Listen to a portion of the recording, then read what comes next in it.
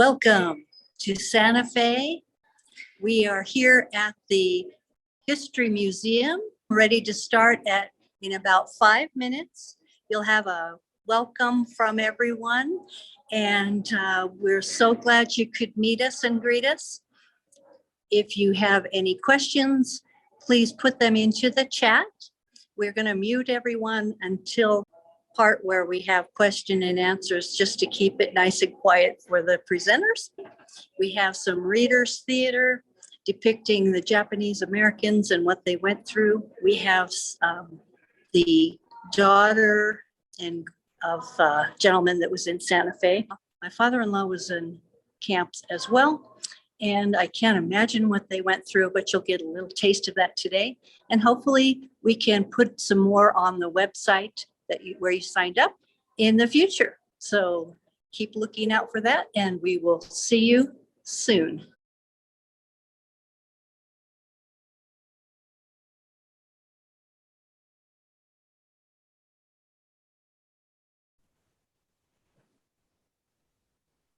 My name is Issei Allen. I'm a member of the New Mexico Japanese American Citizens League, a planning committee member, and you're going to see me run about in other capacities as well.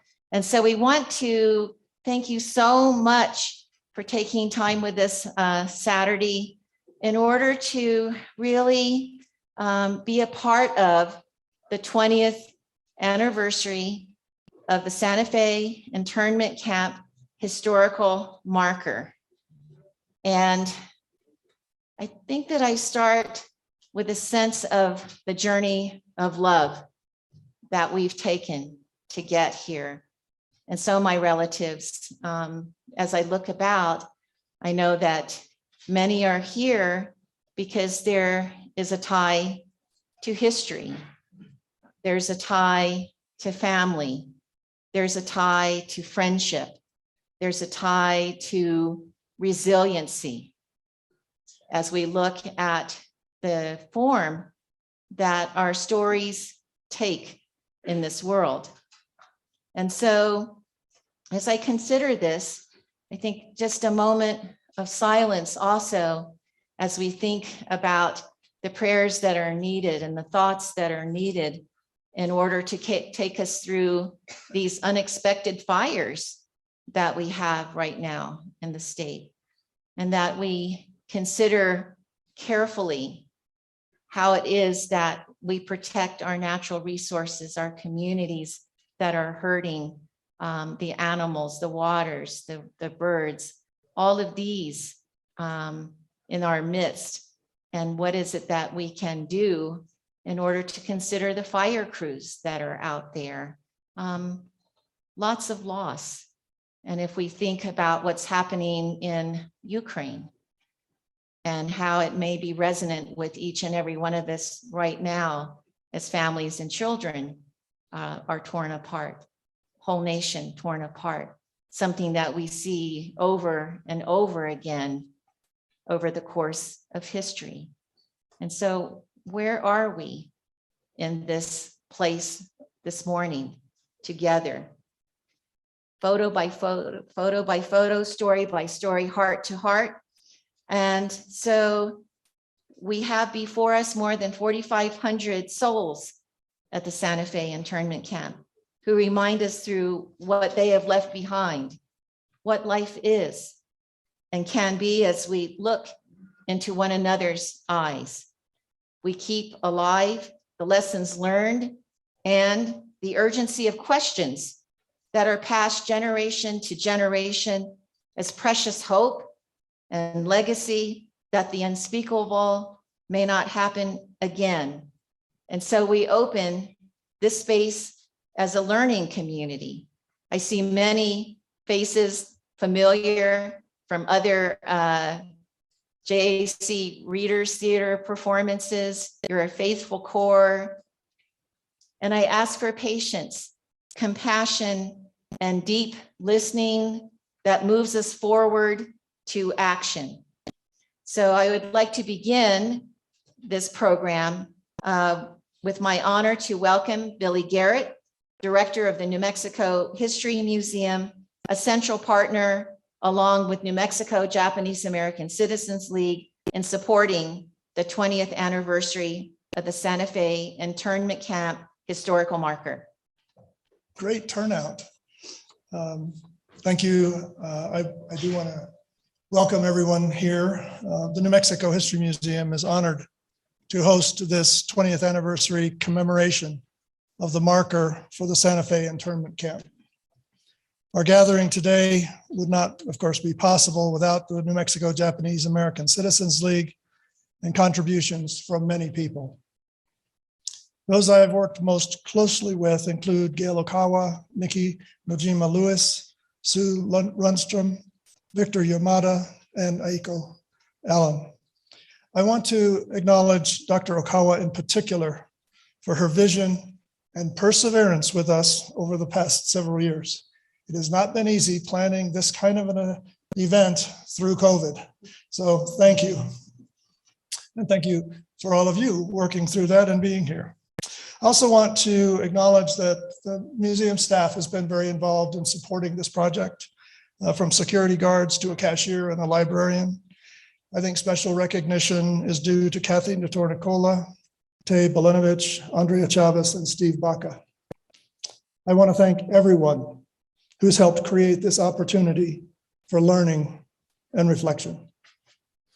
80 years ago, at the outset of World War II, the United States government forcibly separated men of Japanese ancestry from their families, transported them to locations far from their homes, and confined them in makeshift camps. One of those camps was here in Santa Fe. 20 years ago, a marker was placed on a hillside overlooking the site of that camp, so what happened there would not be forgotten. In this same spirit, we are gathered today in a place dedicated to the importance of memory and stories. In this same spirit, we acknowledge that this very place stands on unceded lands formerly occupied by ancestral Native American communities, and that the state historic site at Bosque Redondo is a tangible reminder of the forced relocation and confinement of Diné families in the 19th century. And that even today, thousands of children remain separated from their families because of federal immigration policy. Amidst all of the turmoil of our times, the New Mexico History Museum strives to be a respectful place where people can tell their stories, a trusted place where facts and the truth are honored through rigorous scholarship, and a safe place where differences in our understanding of the past can be explored in a constructive way.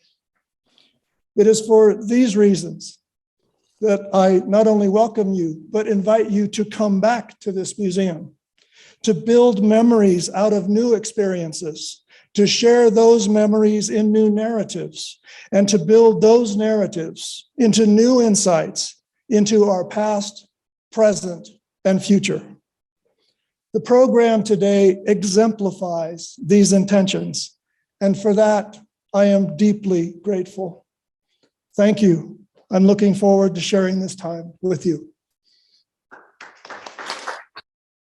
Thank you so much, Billy. And now we'd like just to take another moment to consider how best to introduce Mayor Alan Weber.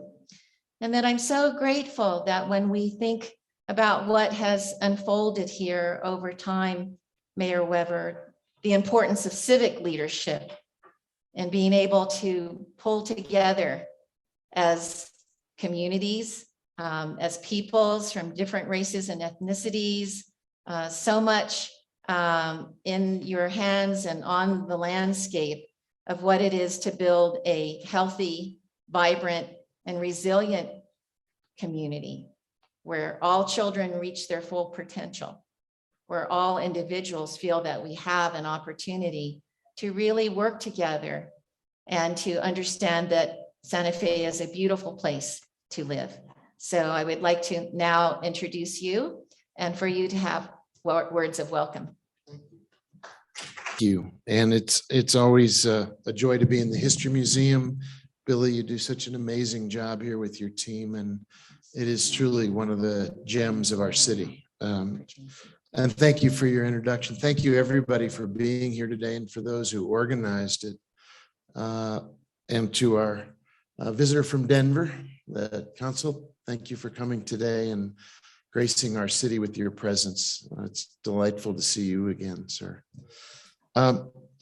Billy mentioned the history of the internment camp and the blot that it placed on our nation when President Roosevelt signed Executive Order 9066, assuming that people of Japanese origin and history were somehow dangerous to our country's well-being, relocating individuals, seizing their land, taking away their businesses, and putting them under suspicion.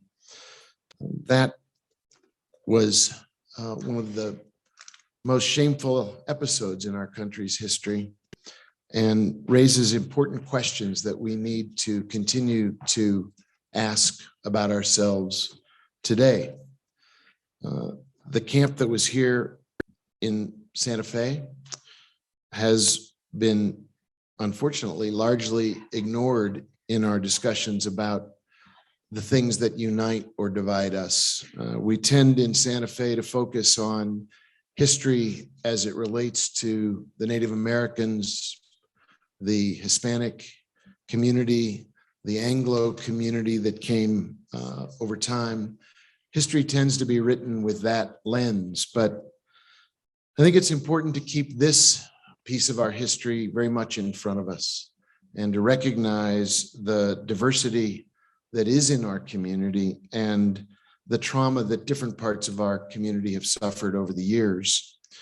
Right now in Santa Fe, we are undertaking a remarkable effort to face history and to face ourselves. It's unique in the United States. Most places are struggling to come to terms with the past by ignoring it. There may be a brief flurry of activity around a monument or a statue, and then everything goes back to the way it was, with a Band-Aid on top of history.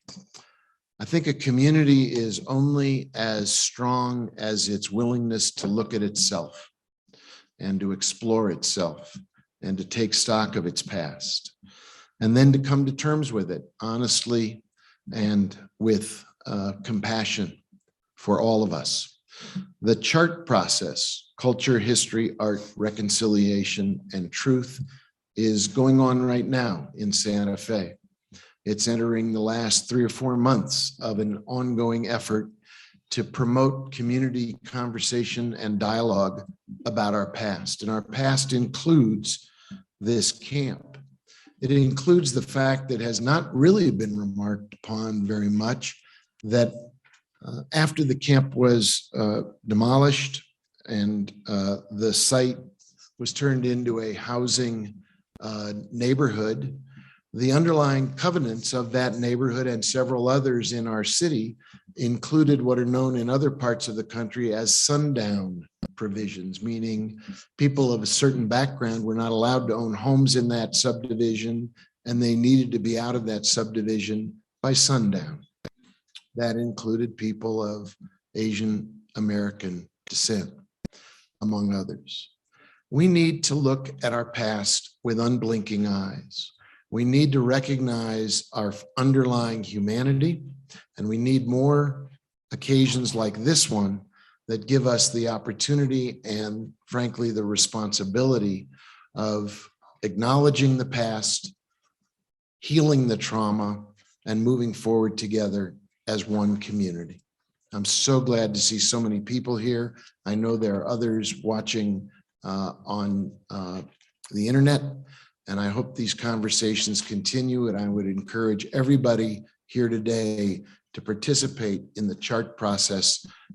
Add your voice, add your family story, add your commitment to making Santa Fe a better, healthier, stronger, more united community as we go forward. Thank you, everybody. Thank you, everyone. Well, we'd like to start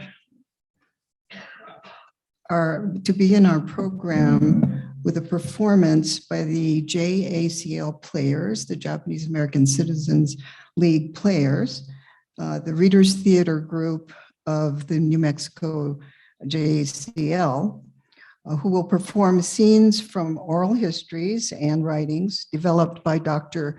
Nikki Nojima Lewis, program designer, producer, writer, director, and actor.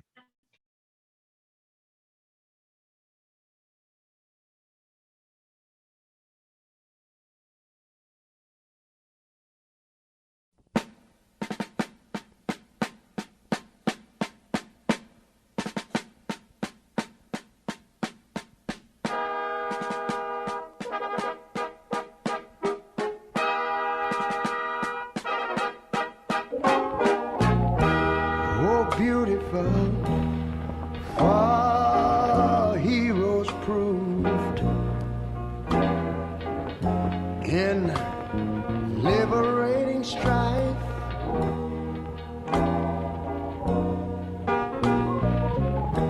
Who more than self their country loved, and mercy more than life.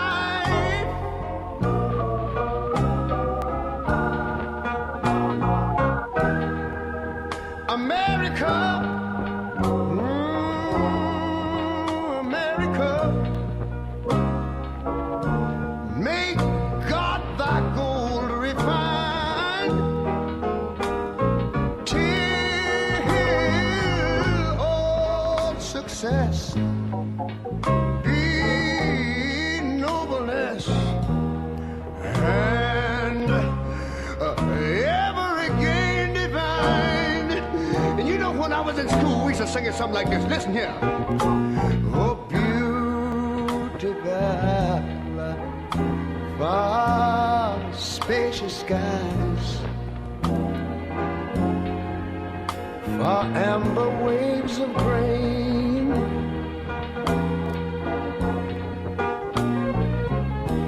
far purple mountain majesties, above the fruited plain. But now wait a minute, I'm talking about America, sweet America. You know, God done shed his grace on thee. He crowned our good. Yes, he did. Heavy brotherhood from sea to shining sea. You know, I wish I had somebody to help me sing this. America, I love you, America. You see, my God, he done shed his face on thee. And you ought to love him for it, because he crowned our good. He told me he would. Every brotherhood from sea to shining sea. Oh, Lord, I thank you, Lord.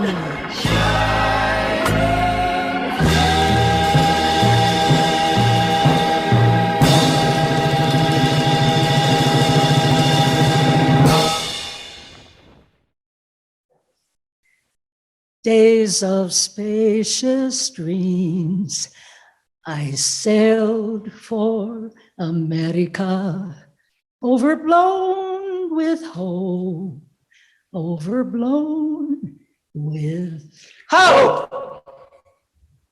We left Japan seeking adventure. And fortune. We headed for America. America. In America, dollars grow on trees. You just reach up and pick them. America. In America, the talk is all of gold, the gold rush and the gold mountain and golden fields of grain. America. In America, my dreams are golden too. But the seeds of prejudice were already sown nearly a century earlier when the first immigrants arrived from China. In the early days of the West, the Chinese had been imported to take over the jobs that white men shunned. The Chinese, who'd done the hardiest and dirtiest part of the building of the West, were driven out as soon as the work was finished. In 1882, the Chinese Exclusion Act barred further Chinese from entering the United States, and the ouster of the Chinese from America created a labor shortage. Japanese immigration was encouraged. Scores of young men boarded ships like the American Maru, headed for adventure and fortune. I was born in August the 1st of 1989, Akita Prefecture. I fought 2 years in the Russo-Japanese War, 1904, 1905. Even though my country won, the people were at a terrible loss.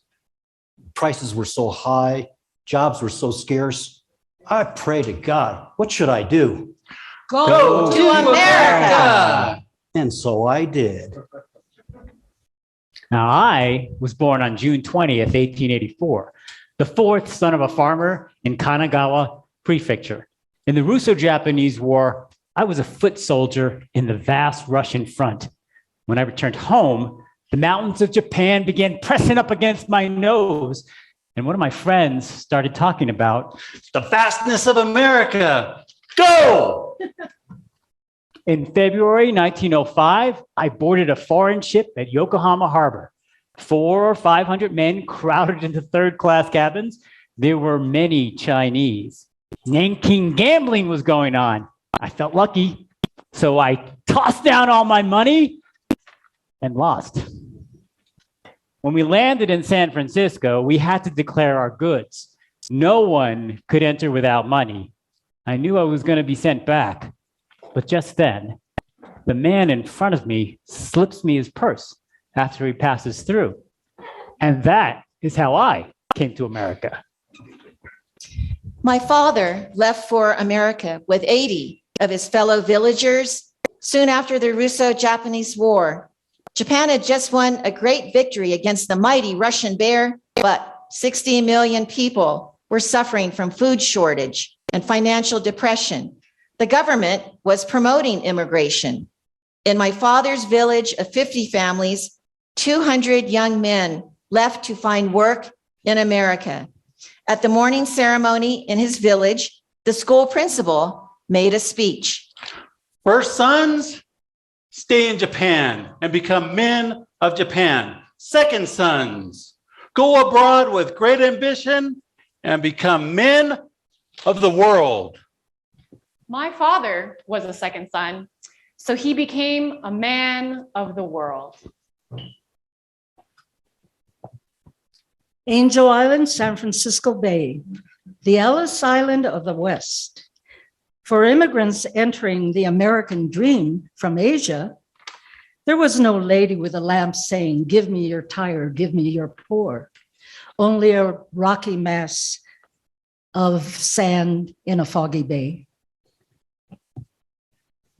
Angel Island, beautiful name, but I see no angels here. only wet and shivering women, waiting and hoping.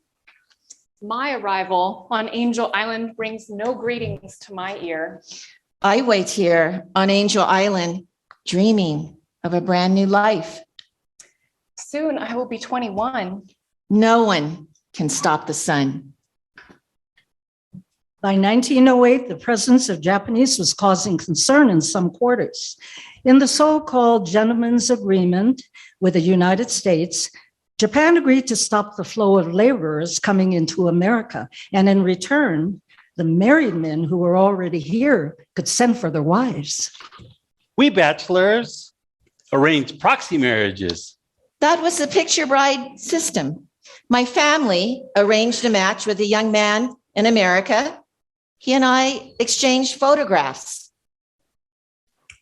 I rented a suit and had my picture taken.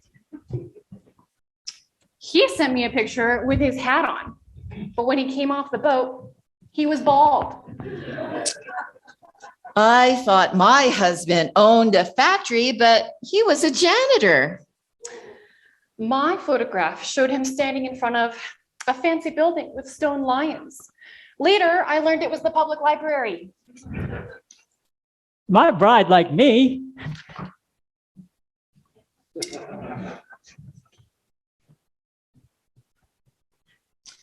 And then the so-called picture bride would set sail for America.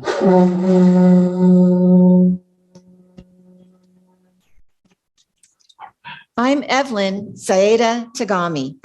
I'm Mary Sayada Matsubara, her sister. We were born in Albuquerque. Our mother was a picture bride. Let's tell them the story. Let's.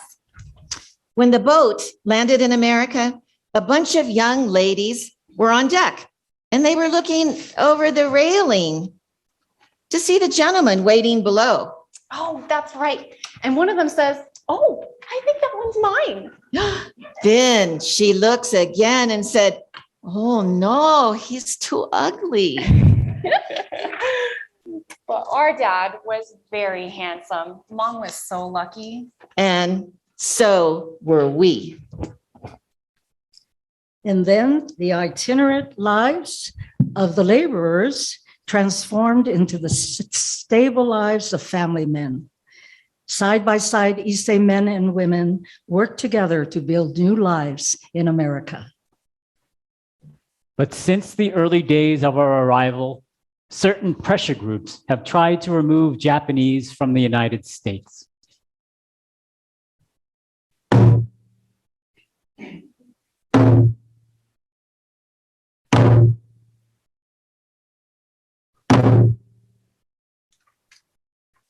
As early as 1905, the San Francisco Chronicle carried inflammatory headlines. Japanese a menace to American women. Brown men and evil in public schools. Brown artisans steal brains of whites. Crime and poverty go hand in hand with Asiatic labor. Hitoi Shimbun, Seattle PI, a rag. Just to sell itself, it blows the news into flames. Not once more will I read it. By 1924, anti-Japanese sentiment had culminated in the passage of laws that prevented owning land or becoming American citizens. Jap, Jap, get away.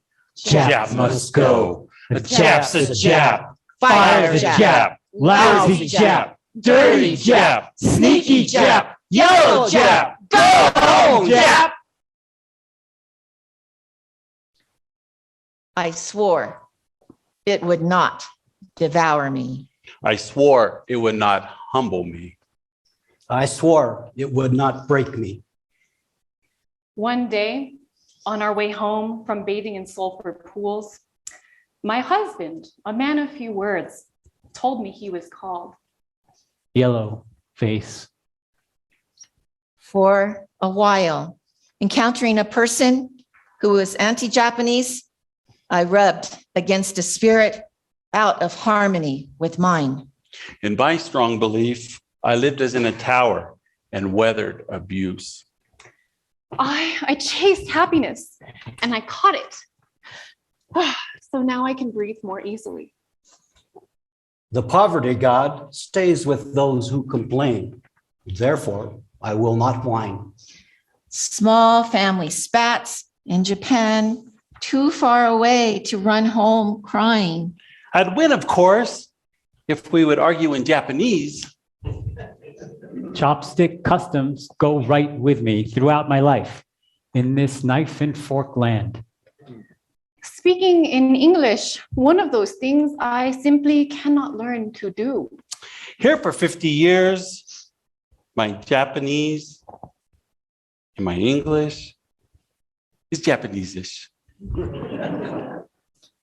I'm writing letters to my children. It's like scratching an itchy place. through my shoes. Getting older now, happy in America. New Year's rejoicing. Omedetou! Happy New Year!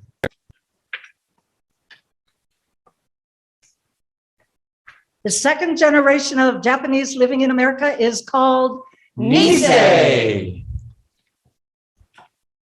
I was a creature of two worlds, approaching manhood with an American heart and mind and a Japanese face.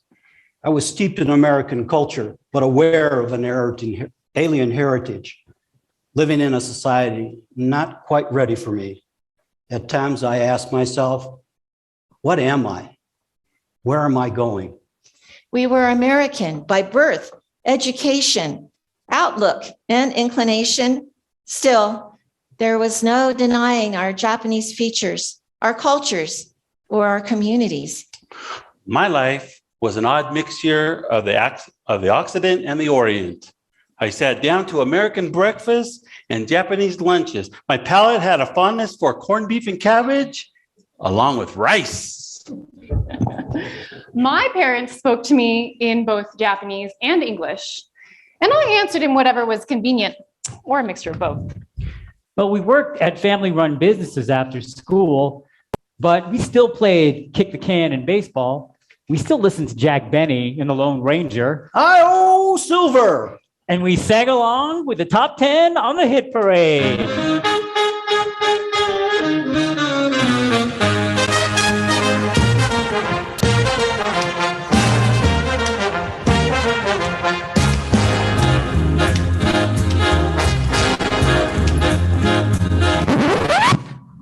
The Japanese have just bombed Pearl Harbor. What is Pearl Harbor?